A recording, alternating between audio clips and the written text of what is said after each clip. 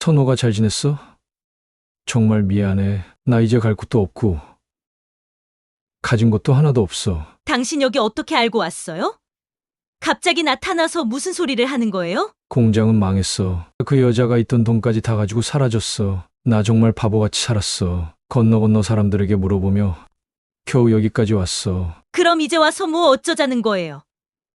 내가 당신을 다시 받아줄 거라고 생각했어요? 선호가, 제발 한 번만 기회를 줘. 내가 정말 잘못했어. 그땐 내가 너무 어리석었어. 너랑 재원이에게 너무 큰 상처를 줬어. 정말 후회하고 있어. 정말로 후회한다고. 그럼 왜 지금까지 연락 한 번 없었어? 너한테는 그 여자랑 사는 게 더 중요했잖아. 그땐 내가 정말 멍청했어. 그게 행복인 줄 알았어. 하지만 시간이 지나고 나니까 너랑 재원이의 얼굴이 계속 떠올랐어. 용서해줘. 당신은 그때 나랑 재원이를 버렸어. 이제 와서 다시 받아달라고?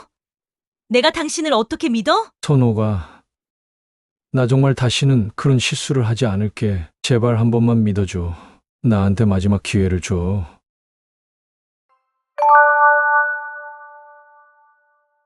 안녕하세요. 저는 황선옥입니다. 벌써 제 나이가 62이 되었네요. 세월이 참 빠르죠. 요즘엔 문득문득 지난 인생을 돌아보게 됩니다. 젊은 시절 사랑으로 시작했지만 배신으로 끝나버린 결혼, 그리고 그 뒤에 찾아온 기막힌 인생 역전까지 오늘은 제가 걸어온 이야기를 한번 들려드려 볼까 합니다. 제 이야기가 여러분 마음에 작은 울림이 되었으면 좋겠습니다. 저는 28배 남편과 결혼했어요. 처음 신혼집은 작고 소박했지만 사랑으로 가득 차 있었죠. 남편은 작은 공장을 막 시작했는데 공장이 잘 돌아가면서 우리 둘 다 미래에 대한 기대가 커졌죠. 어느 날은 남편이 환하게 웃으며 집에 들어왔어요. 여보, 오늘 계약 성사됐어. 이거 진짜 대박이야. 그 말을 들은 저는 손뼉을 치며 기뻐했죠. 여보, 정말 잘 됐네요. 오늘 저녁엔 축하 파티 해야겠어요. 뭐 먹고 싶어요? 아무거나 좋지. 당신이 만들어주면 다 맛있으니까. 라고 말하며 환하게 웃는 그의 얼굴을 보니 제 마음도 덩달아 따뜻해졌습니다. 남편은 공장에서 힘든 일이 있을 때면 집에 와서 저에게 털어놓곤 했어요. 오늘은 한 직원이 일을 잘못 처리해서 그거 뒤처리하느라 힘들었어. 근데 당신이 싸준 도시락 먹으니까 진짜 힘나더라. 저는 그 말을 들으며 미소 지었어요. 여보, 너무 무리하지 말고요. 점심은 꼭 챙겨 드세요. 제가 정성 들여 싸준 건데 안 먹으면 섭섭해요. 그는 웃으며 대답했죠. 우리 여보 없으면 내가 어떻게 버티겠어. 정말 고마워. 그 시절 남편과 함께 공장 이야기를 나누며 서로 격려하던 순간들이 얼마나 소중했는지 몰라요. 매출이 오를 때마다 그는 활짝 웃으며 말했죠. 여보, 이번 달 매출이 지난달보다 훨씬 늘었어. 공장 직원들도 정말 열심히 해주고 있어. 그럴 때마다 저는 뿌듯한 마음으로 대답했어요. 여보, 정말 잘하고 있어요. 이렇게 열심히 하니 우리 미래가 더 밝아질 거예요. 그러던 어느 날 우리가 첫 아이를 낳았을 때의 기억은 잊을 수가 없어요. 아이를 품에 안고 민철 씨와 서로를 바라보며 얼마나 행복했는지 몰라요. 여보, 우리 이제 진짜 가족이네. 우리 아들 꼭 잘 키우자. 남편의 말에 저는 고개를 끄덕이며 대답했죠. 당연하죠. 우리 아들 위해서라면 뭐든 할 수 있어요. 아이를 키우는 동안에도 남편과 저는 가끔 공장에서의 성과를 두고 함께 기뻐하곤 했어요. 어느 날은 남편이 저를 위해 꽃다발을 들고 집에 왔습니다. 여보, 정말 고마워. 항상 내 옆에 있어줘서 내가 더 행복하게 해줄게. 남편과의 대화, 그리고 아들과 함께 보낸 시간이 제게는 그야말로 꿈 같은 날들이었죠. 공장이 점점 잘 되면서 직원들이 눈에 띄게 늘어났고 거래처도 하나둘씩 더 많아졌어요. 남편은 하루 종일 거래처를 다니느라 바빠졌죠. 어느 날 저녁 집에 늦게 들어온 남편이 힘겹게 말했어요. 여보, 오늘 거래처를 몇 군데 미팅했나 몰라? 우리 공장이 이제 정말 바빠지긴 했나 봐. 저는 고생하는 그를 위해 따뜻한 차를 내주며 말했죠. 여보, 너무 무리하지 말아요. 당신이 건강해야 공장도 잘 돌아가죠. 하지만 야근이 점점 늘어나면고 출장도 전국적으로 잦아졌어요. 저는 농담 삼아 말했죠. 요즘엔 출장 때문에 얼굴 보는 날이 더 적네요. 이러다 아들이 당신 낯설어 하겠어요. 그는 피곤한 얼굴로 웃으며 대답했어요. 그러게 말이야. 나도 집에서 좀 푹 쉬고 싶은데 요즘은 잠도 제대로 못 자겠어. 그러면서 집에 들어오는 날이 점점 줄어들었죠. 주말에도 간신히 잠깐 얼굴만 보곤 했어요. 저는 남편의 고단한 모습을 보며 속으로 걱정했지만 일 때문에 어쩔 수 없는 상황인 걸 알기에 더 이상 말하지 않았습니다. 그래도 마음 한구석엔 묘한 불안감이 자리 잡고 있었어요. 아이가 8살 무렵이었어요. 어느 날 밤 남편은 또 늦겠다는 전화를 걸어왔어요. 그날도 그는 바쁜 목소리로 말했죠. 여보, 미안해. 오늘 또 늦을 것 같아. 거래처랑 일이 길어져서 지금 바로 출발은 힘들겠어. 저는 애써 차분한 목소리로 대답했어요. 괜찮아요. 너무 무리하지 말고 일 끝나면 조심해서 들어와요. 그런데 전화를 끊으려는 찰나 전화기 너머로 낯선 젊은 여자의 목소리가 들렸어요. 정확히 무슨 말을 했는지는 들리지 않았지만 어딘가 가벼운 농담 같은 말투였죠. 저는 순간 멈칫했지만 아무 말도 하지 못하고 전화를 끊었어요. 혼잣말로 중얼거렸던 기억이 납니다. 웬 젊은 여자 목소리가 들리는 거지. 거래처의 여직원이겠지. 설마. 하지만 마음속에서는 묘한 불안감이 점점 커졌어요. 남편은 그런 사람이 아니라고 믿고 싶었지만 가슴 한구석에 남아있는 찜찜한 기분을 지울 수 없었습니다. 그날 이후로 남편의 행동이 조금씩 이상해 보이기 시작했어요. 일을 하고 온 사람이 집에 들어올 때마다 말끔히 씻은 듯 깔끔한 모습으로 들어오는 날이 많아졌죠. 전에는 공장에서 묻은 먼지를 털며 들어오곤 했던 그였는데 이제는 마치 어디서 바로 준비된 상태로 오는 듯 했어요. 저는 속으로 중얼거렸어요. 공장에서 온 거 맞나? 이상하네. 또 집에 들어오면 예전처럼 이야기를 나누는 대신 피곤하다며 곧장 씻고 방으로 들어가 잠자리에 누웠어요. 여보, 오늘 공장에서 무슨 일 있었어요? 아, 별일 없었어. 그냥 바빠서 힘들었네. 하고 짧게 대답하며 대화할 틈을 주지 않았습니다. 처음에는 일이 많아서 그런가 보다 했어요. 공장이 잘 돌아가니 바쁠 수밖에 없다고 스스로 위로했죠. 하지만 그의 행동이 점점 더 이상해지면서 불안감이 커졌어요. 한 번은 이렇게도 물어봤어요. 여보, 아직도 그렇게 바빠요? 아니면 혹시 무슨 말 못할 일이라도 있어요? 남편은 고개를 저으며 아니야. 그런 거 없어. 그냥 일이 많아서 그래. 라고 말했지만 제 마음속 의심은 사라지지 않았습니다. 다음 날 저는 장을 보기 위해 평소 자주 가던 마트를 갔습니다. 물건을 고르며 천천히 카트를 밀고 있던 그때 익숙한 뒷모습이 눈에 들어왔어요. 순간 머리가 멍해지며 손이 떨리기 시작했습니다. 저거 민철 씨 아니야? 가까이 다가가자 남편이 젊은 여자와 다정하게 장을 보고 있는 모습이 눈앞에 펼쳐졌어요. 두 사람은 꼭 연인처럼 보였죠. 그 여자가 남편에게 웃으며 이렇게 말하는 게 들렸습니다. 오빠, 이거 어때? 우리 집엔 이게 필요할 것 같아. 순간 온몸이 떨리고 심장이 미친 듯이 뛰기 시작했어요. 저는 카트를 붙잡고 겨우 몸을 지탱하며 그 장면을 지켜봤습니다. 그런데 더 충격적인 장면이 제 눈에 들어왔습니다. 그 여자의 배가 둥글게 불러와 있었던 겁니다. 임신 중이었어요. 저는 그 자리에서 그들에게 다가가고 싶었지만 발이 움직이지 않았습니다. 이게 정말 현실일까? 아니야. 뭔가 오해가 있을 거야. 스스로를 다독이며 마음을 가라앉히려 했지만 머릿속은 이미 혼란으로 가득 찼습니다. 다시 한번 남편과 여자를 바라보니 두 사람의 행동이 너무 자연스러웠어요. 마치 오래된 연인처럼 보였습니다. 결국 저는 다가가지 못한 채 뒤돌아선 채 마트를 빠져나왔습니다.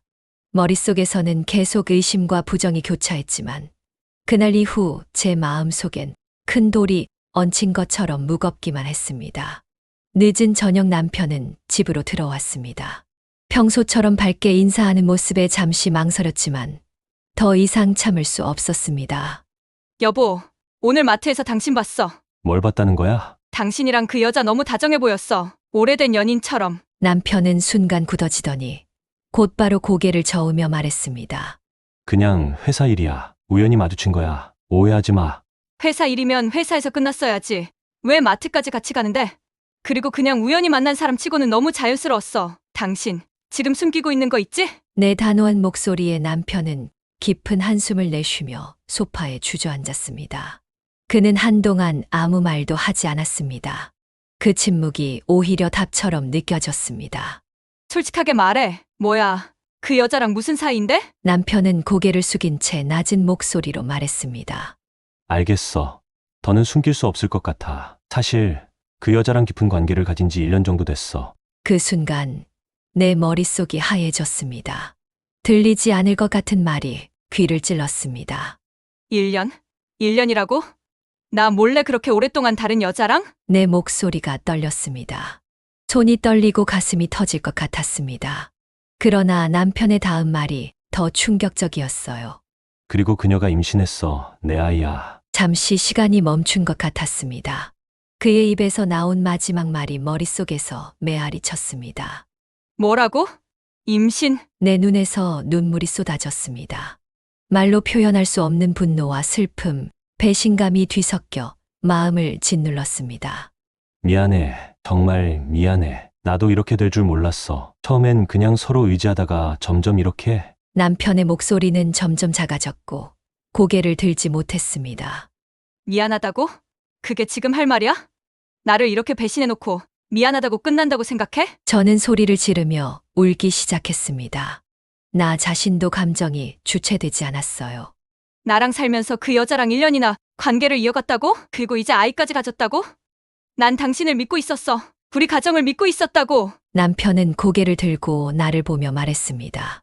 정말 미안해. 나도 내 잘못이 얼마나 큰지 알아. 하지만 아이가 있는 이상 나도 책임을 져야 해. 그의 말이 너무 차갑게 들렸고 저는 더 이상 그 자리에 있을 수 없었습니다. 방으로 들어가 문을 닫고 바닥에 주저앉았습니다. 흐르는 눈물을 멈출 수 없었죠. 내 인생이 한순간에 무너져 내리는 기분이었어요.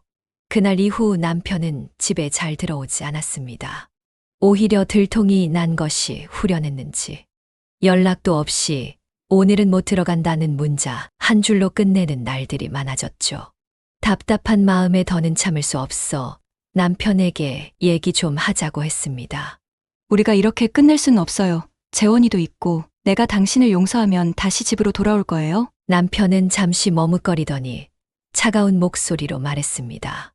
미안해. 이제 그만하자. 우리 이혼하자. 곧 아이가 태어날 거야. 내가 책임져야 할 것 같아. 순간 저는 그의 말을 이해하지 못하고 멍해졌습니다. 뭐라고요? 그럼 우리 재원이는 어떻게 하려고요?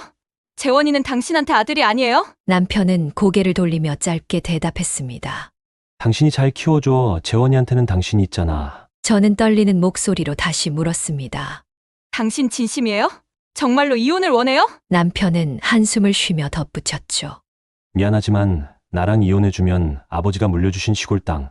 그거 당신 앞으로 해줄게. 그 말이 얼마나 차갑고 무책임하게 들렸는지 몰라요. 저는 그의 말이 끝나기도 전에 울분에 차서 외쳤습니다. 시골 땅, 그게 전부라고요? 당신이 우리 가족을 이렇게 버리고 떠난다고요? 하지만 남편은 끝까지 태연했어요. 이제 끝내자고. 나도 더 이상 이렇게 살고 싶지 않아. 그 시골 땅이 아무도 찾지 않는 황무지라는 걸 알았기에 더 기가 막혔죠. 하지만 저는 남편과의 관계를 이어갈 이유도 없었고 차라리 빨리 끝내고 아들과 새로운 시작을 하기로 마음먹었어요. 그렇게 저는 눈물로 얼룩진 이혼 서류에 사인을 했습니다. 이혼 후의 삶은 정말 힘들었어요. 아들과 함께 작은 월세방으로 이사한 저는 생계를 위해 식당 일과 청소 일을 가리지 않고 했죠. 새벽같이 일어나 아침 청소를 끝내면 곧바로 식당으로 달려가 하루 종일 서서 일했습니다. 밤늦게 집에 돌아오면 녹초가 되었지만 아들의 얼굴을 보면 다시 힘이 났어요. 엄마, 오늘 힘들었지? 내가 어깨 주물러 줄게. 재원이가 어린 손으로 어깨를 주물러주며 웃을 때면 그 한마디가 제게 얼마나 큰 위로가 되었는지 몰라요. 저는 아이에게만큼은 부족함이 없게 해주고 싶었어요. 그래서 아무리 피곤해도 재원이와 시간을 보내기 위해 잠을 줄이곤 했죠. 엄마, 나 오늘 학교에서 상 받았어. 재원이는 늘 밝은 미소로 저를 놀라게 했어요. 저는 기쁜 마음으로 대답했습니다. 우리 재원이 정말 대단하다. 엄마가 맛있는 거 해줄게. 뭘 먹고 싶어? 재원이는 눈을 반짝이며 말했죠. 고기 먹고 싶어. 저는 웃으며 대답했어요. 그래, 엄마가 내일 꼭 고기 사올게. 오늘은 엄마랑 라면 먹으면서 영화 보자. 그렇게 우리는 서로를 의지하며 어려운 시절을 버텼습니다. 새벽부터 저녁까지는 온종일 일하고 밤에는 재원이와 함께 숙제를 하며 웃음 짓던 순간들이 아직도 생생해요. 재원이는 저에게 항상 힘이 되는 존재였죠. 엄마, 나 빨리 커서 엄마한테 도움이 될 거야. 라는 말을 들을 때마다 저는 그 아이를 위해 더 노력해야겠다고 다짐했습니다. 때로는 힘들어 눈물이 날 때도 있었어요. 하지만 그런 날엔 재원이와 밤하늘을 바라보며 이야기하곤 했죠. 엄마, 저 별 엄청 밝다. 우리도 저 별처럼 반짝이자. 그래, 재원아.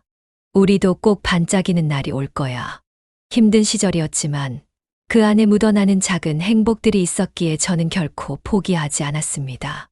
그렇게 시간이 흘러 어느덧 재원이는 대학생이 되었고 저는 식당에서 일하며 조금씩 돈을 모아 안정된 생활을 시작할 수 있었습니다. 그런데 15년쯤 지난 어느 날이었어요. 뉴스에 제가 가지고 있는 땅이 재개발된다는 내용이었습니다. 그 땅에 신도시가 들어온다더군요. 처음엔 믿기지 않아서 몇 번이고 확인했죠. 그 황무지 같았던 시골 땅이 제 인생을 바꿔줄 줄은 정말 꿈에도 몰랐어요. 그 땅이 신도시로 지정되면서 국가에서 보상금 통지서를 받았던 순간이 아직도 잊히지 않아요. 보상금 수령을 위해 관공서에 갔을 때 담당 공무원과 나눈 대화가 아직도 생생합니다. 안녕하세요. 황선옥 씨. 이 땅이 재개발 지역으로 지정되면서 상당한 보상금이 지급됩니다. 축하드립니다. 저는 믿기지 않아 조심스레 물었죠. 제가 받을 금액이 정확히 얼마인가요? 공무원이 웃으며 대답했어요. 현재 계산된 금액은 30억 원입니다. 이 지역이 신도시로 개발되면서 땅값이 많이 올랐거든요. 그 말을 듣는 순간 심장이 쿵쾅거리며 멈출 것 같았어요. 30억 원이라고요? 정말 믿기지가 않네요. 제가 이 땅을 받을 때만 해도 그저 쓸모없는 땅이라고 생각했었는데. 공무원은 미소를 지으며 덧붙였죠. 그런 경우가 종종 있습니다. 방치된 땅이 갑자기 보석처럼 변하는 경우요. 황선옥 씨는 정말 좋은 기회를 잡으셨네요. 그날 보상금을 수령하고 돌아오는 길, 저는 수십 번이나 서류를 다시 확인하며 꿈이 아닌지 확인했어요. 그 돈으로 저는 도심에 건물을 사고 매달 임대 수익을 얻으면서 제 삶은 완전히 달라졌습니다. 처음으로 경제적인 걱정에서 벗어나게 되었고, 재원이는 그 돈으로 꿈꿔왔던 유학까지 다녀올 수 있었습니다. 재원이의 성장을 보며 저는 다시 한번 아이를 위해 노력했던 지난 날들이 떠올랐어요. 어느 날 재원이가 말했어요. 엄마, 내가 어릴 때는 몰랐는데 지금 생각해보면 엄마가 진짜 대단한 것 같아요. 우리 이렇게 살 수 있게 된 건 다 엄마 덕분이에요. 진짜 고마워요. 그 말을 듣는 순간 눈물이 핑 돌았지만 꾹 참으며 웃었어요. 재원아, 내가 있어서 엄마도 버틸 수 있었던 거야. 우리 서로가 서로에게 힘이 된 거지. 앞으로도 더 잘하자, 우리. 재원이는 환하게 웃으며 말했어요. 엄마, 이제 엄마도 좀 쉬면서 즐기세요. 그동안 고생 너무 많이 했잖아요. 그렇게 말하는 아들을 보며 저는 다시 한번 가슴이 벅차올랐습니다. 이제는 저도 여유롭게 살며 재원이와 함께 시간을 보내는 것이 제 가장 큰 즐거움이 되었어요. 아침이면 우리는 함께 산책을 나가곤 했죠. 엄마, 오늘 날씨 진짜 좋다. 이런 날엔 커피 한 잔 해야지 않겠어요? 저는 웃으며 대답했어요. 그래, 재원아. 엄마가 쏠게. 요즘은 내가 다 잘하니까 엄마가 너무 행복하다. 그런데 어느 날이었어요. 문득 초인종 소리가 울려서 나가보니 현관 앞에 거지꼴을 한 남편이 서 있는 겁니다. 저는 순간 심장이 철렁 내려앉았어요. 문을 열자 남편은 초췌한 모습으로 고개를 숙인 채 떨리는 목소리로 말했습니다. 선호가 잘 지냈어? 정말 미안해. 나 이제 갈 곳도 없고 가진 것도 하나도 없어. 저는 믿기지 않아 두 눈을 크게 뜨고 그를 바라봤어요. 당신 여기 어떻게 알고 왔어요? 갑자기 나타나서 무슨 소리를 하는 거예요? 남편은 힘없이 한숨을 내쉬며 이야기했어요. 공장은 망했어. 그 여자가 있던 돈까지 다 가지고 사라졌어. 나 정말 바보같이 살았어. 건너 사람들에게 물어보며 겨우 여기까지 왔어. 그 말에 저는 속이 복잡해졌어요. 그럼 이제 와서 뭐 어쩌자는 거예요? 내가 당신을 다시 받아줄 거라고 생각했어요? 남편은 무릎을 꿇으며 눈물을 보였어요. 선호가, 제발 한 번만 기회를 줘. 내가 정말 잘못했어. 그땐 내가 너무 어리석었어. 너랑 재원이에게 너무 큰 상처를 줬어. 정말 후회하고 있어. 저는 한숨을 쉬며 차가운 목소리로 물었어요. 정말로 후회한다고. 그럼 왜 지금까지 연락 한 번 없었어? 너한테는 그 여자랑 사는 게 더 중요했잖아. 남편은 고개를 숙이며 떨리는 목소리로 대답했어요. 그땐 내가 정말 멍청했어. 그게 행복인 줄 알았는데, 하지만 시간이 지나고 나니까 너랑 재원이의 얼굴이 계속 떠올랐어. 용서해줘. 저는 쓰게 웃으며 말했어요. 당신은 그때 나랑 재원이를 버렸어. 이제 와서 다시 받아달라고? 내가 당신을 어떻게 믿어? 남편은 간절한 눈빛으로 저를 바라보며 말했어요. 선호가, 나 정말 다시는 그런 실수를 하지 않을게. 제발 한 번만 믿어줘. 나한테 마지막 기회를 줘. 저는 잠시 그를 바라보다가 마음속에서 올라오는 복잡한 감정을 억누르며 대답했어요. 미안하지만 난 당신을 다시 받아줄 자신이 없어. 당신이 준 상처는 너무 깊고 재원이를 위해서라도 나는 더 이상 당신을 믿을 수 없어. 그 순간 방 안에서 재원이가 나왔습니다. 남편을 본 재원이는 눈이 휘둥그레졌지만 이내 얼굴이 굳어졌어요. 아빠 여기 왜 왔어요? 우리 엄마를 또 힘들게 하려고? 재원이는 목소리를 높이며 화를 냈습니다. 당장 나가요. 여기 있을 자격도 없는 사람이잖아요. 남편은 재원이를 향해 떨리는 목소리로 말했어요. 재원아, 아빠가 미안하다. 정말 미안해. 너도 많이 힘들었을 텐데. 그러나 재원이는 차갑게 말했죠. 이제 와서 미안하다고 하면 다예요? 엄마가 당신 때문에 얼마나 힘들었는지 당신은 알아요? 저는 한참 동안 아무 말도 하지 못한 채 그를 내려다봤어요. 마음 한구석에서는 그가 불쌍하다는 생각도 들었지만 그보다도 지난날의 상처가 너무나 생생하게 떠올랐습니다. 결국 저는 차분한 목소리로 대답했죠. 미안하지만 당신을 받아줄 수는 없어. 내가 당신 때문에 얼마나 힘들었는지 당신은 모를 거야. 이제 와서 후회한다는 말로 다 용서할 수는 없어. 남편은 계속 눈물을 흘리며 고개를 숙이고 있었지만 저는 문을 닫으며 마음을 굳게 먹었습니다. 재원이는 저를 보며 단호히 말했어요. 엄마, 저 사람이 또 찾아오면 문도 열어주지 말아요. 저한테 아빠는 필요 없어요. 그날 밤 저는 창밖을 보며 깊은 한숨을 내쉬었어요. 지난 상처는 여전히 제 마음에 선명했으니까요. 마음은 복잡하고 머릿속은 온갖 생각으로 가득 찼습니다. 남편이 무릎을 꿇고 울던 모습이 떠오르며 마음 한구석에서는 불쌍하다는 생각도 들었지만 또 다른 한편으로는 다시 받아들이는 것이 과연 옳은 선택일지 의문이 들었어요. 재원이가 단호한 목소리로 말했던 순간도 떠올랐습니다. 엄마, 저 사람이 또 엄마를 힘들게 못하게 해야 해요. 저한테 아빠는 필요 없어요. 그 말에 담긴 분노와 슬픔이 제 가슴을 후벼 팠습니다. 아들이 얼마나 상처를 받았는지, 그리고 저를 얼마나 지키고 싶어 하는지를 느낄 수 있었죠. 시간이 흐를수록 생각은 꼬리에 꼬리를 물었습니다. 남편의 사과가 진심이었을까요? 아니면 또다시 어쩔 수 없이 의지할 곳이 없어 저를 찾아온 걸까요? 제가 용서하면 재원이가 그를 받아들일 수 있을까요? 아니면 아들에게 더 큰 상처를 줄까요? 이런 질문들이 머릿속을 떠다녔습니다. 결국 저는 거실로 나가 소파에 앉아 다시 한번 깊은 숨을 내쉬었습니다. 집 안은 고요했지만 제 마음속은 폭풍 같았어요.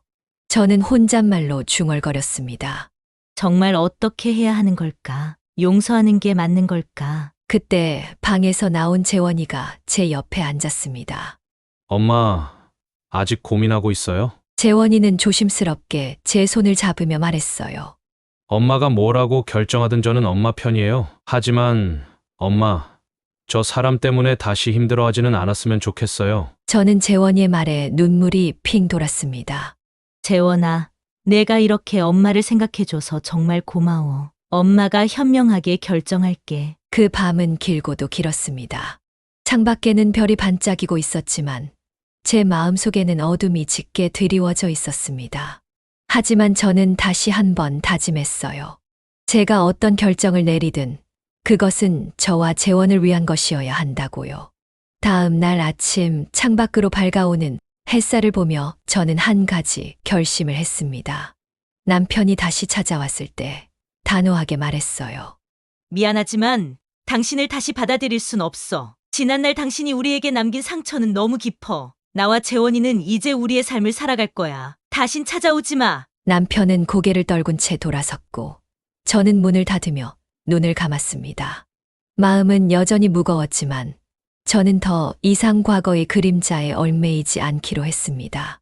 이제는 재원이와 앞으로의 미래를 그리며 행복하게 살아가야겠다고 결심했어요. 우리가 서로를 의지하며 여기까지 왔듯 앞으로도 함께 더 나은 날들을 만들어갈 거라고 믿습니다. 여러분이라면 어떻게 하셨을까요? 이런 상황에서 어떤 선택을 내리셨을지 궁금합니다. 하지만 한 가지 분명한 것은 삶은 때로 우리를 시험에 들게 하지만 그 모든 시련은 우리가 더 단단해지고 성장할 기회가 될 수 있다는 것입니다. 여러분의 삶에도 분명히 빛나는 별이 기다리고 있을 거예요. 그 별을 향해 한 걸음씩 나아가는 동안 가끔은 흔들리고 지칠 수도 있지만 절대 포기하지 마세요. 여러분은 충분히 그 별을 향해 갈 자격이 있고 또 그 별을 잡을 수 있는 힘이 있습니다. 이 이야기가 여러분에게 작은 위로와 용기를 전해드렸으면 좋겠습니다.